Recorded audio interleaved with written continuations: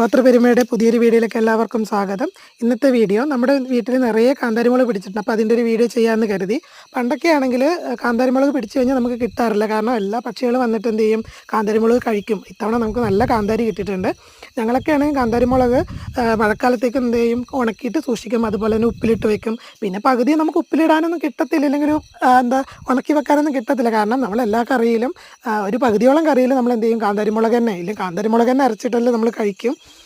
കറിയൊന്നും ഇല്ലെങ്കിൽ നമ്മൾ കാന്താരിമുളകും വെളുത്തുള്ളിയും ഇതെല്ലാം ഉപ്പും ഇട്ടിട്ട് നല്ലപോലെ അരച്ചിട്ട് ചോറിൻ്റെ കൂടെയൊക്കെ കഴിക്കും. അപ്പോൾ അധികം കാന്താരിമുളക് സൂക്ഷിച്ച് വെക്കുന്നത് കുറവാണ്, എങ്കിലും ഉണക്കിയിട്ട് നമ്മൾ സൂക്ഷിച്ച് വെക്കും. അതുപോലെ തന്നെ കാന്താരിമുളകിൻ്റെ ഇല നമ്മുടെ ആരോഗ്യത്തിന് വളരെ നല്ലതാണ്. അത് നമ്മൾ യൂട്യൂബ് ചാനലിൽ നമ്മൾ വീഡിയോ ചെയ്തിട്ടുണ്ട്, കാന്താരിമുളകിൻ്റെ ഇല തോരൻ വെക്കുന്നത്. അത് കാണാത്തവരുണ്ടെങ്കിൽ ഒന്ന് പോയി കാണുക. നമ്മുടെ ചാനൽ ഇഷ്ടപ്പെട്ടാൽ സബ്സ്ക്രൈബ് ചെയ്യുക, അതുപോലെ തന്നെ ലൈക്ക് ചെയ്യുക, ഷെയർ ചെയ്യുക. അപ്പോൾ എല്ലാവർക്കും പുതിയൊരു വീഡിയോ ആയിട്ട് വരുന്നവരെ ബൈ.